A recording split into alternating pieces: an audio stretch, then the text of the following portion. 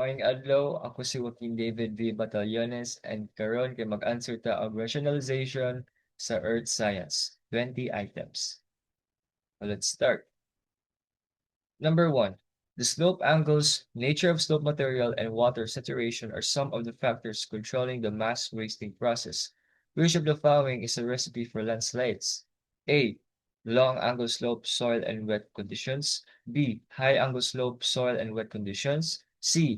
Low angle slope, rock and wet conditions. D. High angle slope, rock and dry conditions.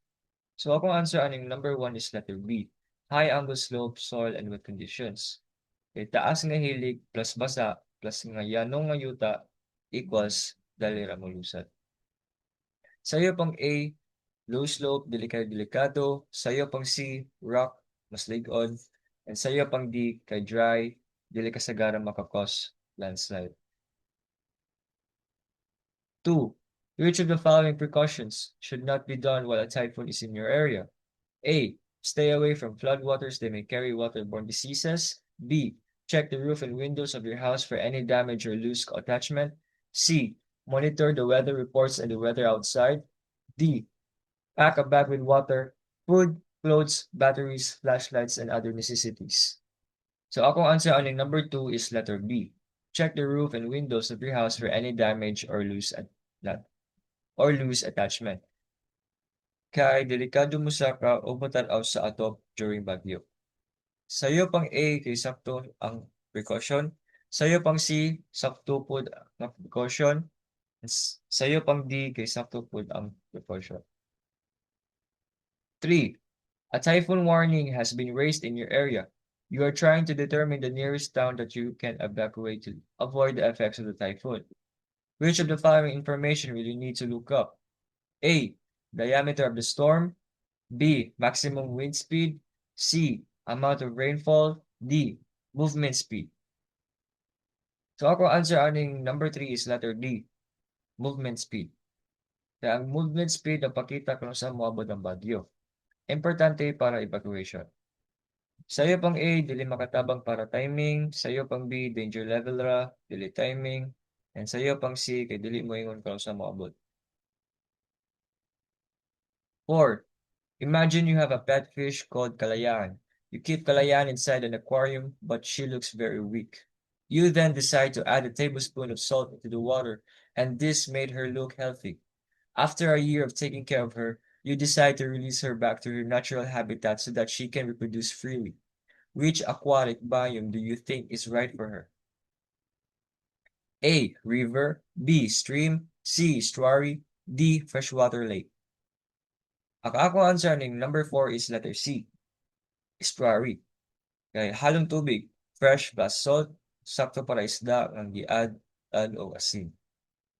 Sayo pang A, freshwater. Sayo pang B, freshwater. And sayo pang D kay freshwater. 5. Energy within the oceans is distributed through which process? A. Conduction. B. Convection. C. Radiation. D. Refraction. Akong answer ng number 5 is letter B. Convection. Kaya ang convection mao ang pag-alsa sa init nga tubig o paglusad sa bugnaw. Sayo pang A kay kontak-kontak ra, sayo pang C gikan sa adlaw, at sayo pang D kay bending of light. 6. Earth's atmosphere is divided into layers that are based upon their A. Water content. B. Relative humidity. C. Gas content. D. Temperature. Akong answer ng number 6 is letter D, which is ang temperature. Kaya ang sapaw sa atmosfera, ibahin base sa kausaban sa temperature. Sayo pang A, dili based sa water content. Sayo pang B, dili based sa humidity. Sayo pang C, dili based sa gas content. 7. You come across a fossil that is believed to be dead sea scrolls. You're curious to know how old this fossil is. What dating technique will you use to know the age? A. Relative dating, superposition.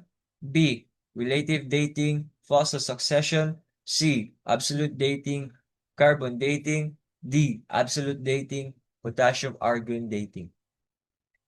Akong answer aning number 7 is letter C. Ang absolute dating, carbon dating. Kaya ang carbon dating gigamit para sa dili kayo karaan nga fossil or artifacts. Sayo pang A, dili mahatag exact age. Sayo pang B, pang-compare ra. Sayo pang D, para sa milyon-milyon ka tuig ang pato. 8. Imagine you have a pet goldfish named Abbas. You've always kept Isda in a freshwater tank with a pH level around 7.0. Abbas is now getting too big for her tank, so you decide to release her into a large natural body of water where she can thrive. If you release her into an area characterized by moving water, low nutrients levels, and a constant flow towards a large sea, which aquatic biome would you have chosen? A. River. B. Stream. C. Estuary. D. Freshwater lake. Akong answer aning number 8 is letter C, which is ang estuary. Kaya ang estuary halong freshwater o saltwater ug naay constant flow padulong dagat. Sayo pang A, freshwater ra.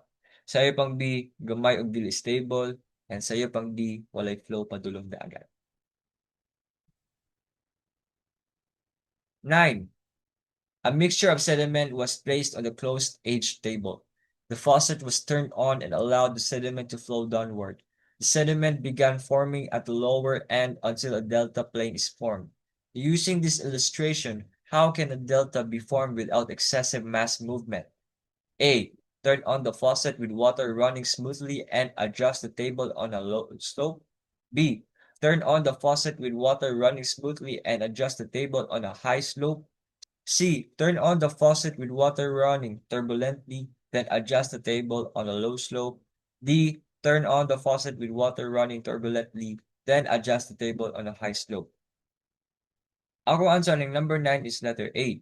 Turn on the faucet with water running smoothly and adjust the table on a low slope. Kay hingay nga tubig ug ubos nga hilig, mosettle ang sediment, dira na dayon mo form ang delta. Sayo pang B, high slope, kusog tubig. Sayo pang C, turbulent water, madala ang sediment. Sayo pang D, kusog kayo ang flow. 10. If a fossil is found between in two rocks layers separated by the ocean, what do you know about the relationship between the two rock layers? Pick the best answer. A. They are about the same age. B. They are made of the same age. C. They used to be in the same age. D. The rock layers are unrelated. Akong answer aning number 10 is letter A. They are about the same age. Kay parehas nga fossil equals parehas nga panahon na form.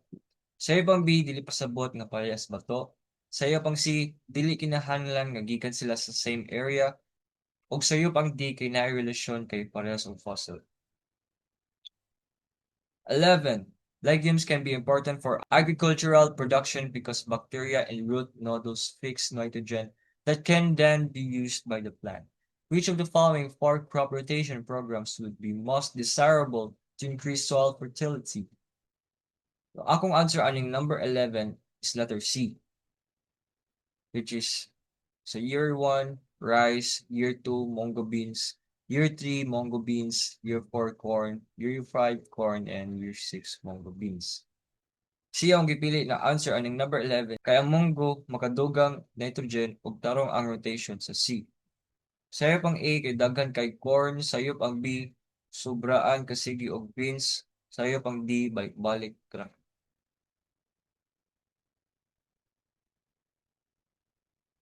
12. Which atmospheric layer is responsible for the occurrence of the auroras, also known as the northern and southern lights? A. Mesosphere. B. Thermosphere. C. Troposphere.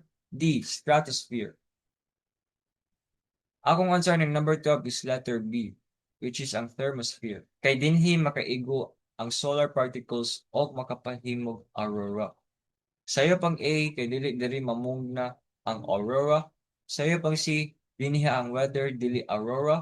Sayo pang D, kay ozone layer rad na adiri. 13. Where are earthquakes most likely to occur? A. Where Earth's lithosphere is in constant slow motion. B. Where Earth's seafloor is spreading into deep ocean trenches. C. Where magma cools slowly beneath Earth's surface. D. Where Earth's tectonic plates are moving together. So akong answer aning number 13 is letter D, where Earth's tectonic plates are moving together. It's because ang linog kasagaran sa mga plate boundaries. Sa iyo pang A, hinay nga movement ra, dili permi mong linog. Sa iyo pang B, mas bahid sa seafloor spreading ang vulkan. Sa iyo pang C, dili tungod sa magma nga mohilo. 14. What type of fault occurs when rocks on either side of the fault plane slide horizontally past each other? A. Reverse fault. B. Normal fault. C. Transform fault. D. Thrust fault. Ako answer ng number 14 is letter C, which is ang transform fault. Okay, nag-slide horizontally. Sa iyo pang A, paangat tungod sa compression. Sa iyo pang B, paubos tungod sa tension. Sa iyo pang D, sama sa reverse pero lain og angle.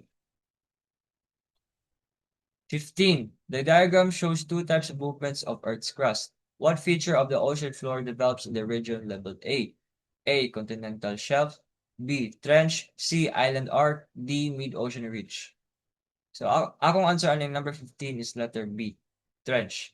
Kaya ang deep trench ang mabuo sa subduction. Sa iyo pang A, lapit sa baybayon ra. Sa iyo pang C, mag-form layo gamay tungod sa volcano. Sa iyo pang D, mabuo sa pagbulag sa plates.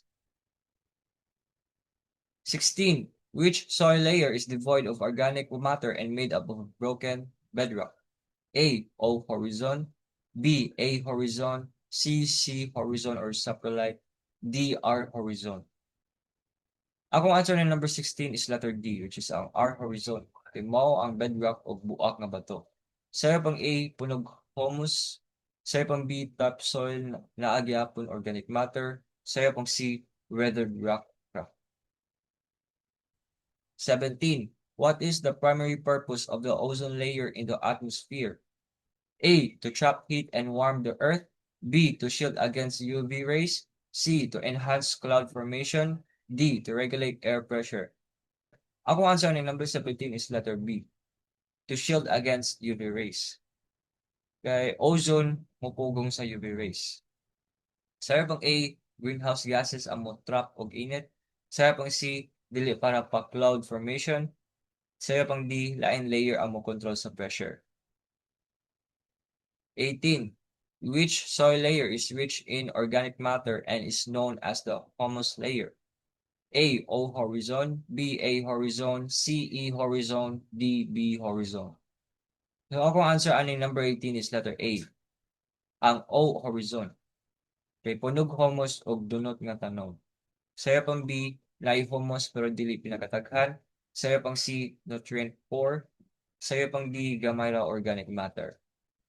19. What weather phenomenon is characterized by the movement of air from the sea to the land due to temperature differences? A. Land breeze. B. Tornado. C. Hurricane. D. Sea breeze. Ang answer ng number 19 is letter D. Ang sea breeze. Kaya hangin gikan sa dagat padulong sa mainit nga yuta. Sayo pang A gikan sa yuta padulong dagat, sayo pang B dili tungod sa temperature difference sa dagat o yuta. Sayo pang C dako nga bagyo. 20. Which type of fault is caused by compression forces resulting in a convex upfold in rock resembling an arc-like structure?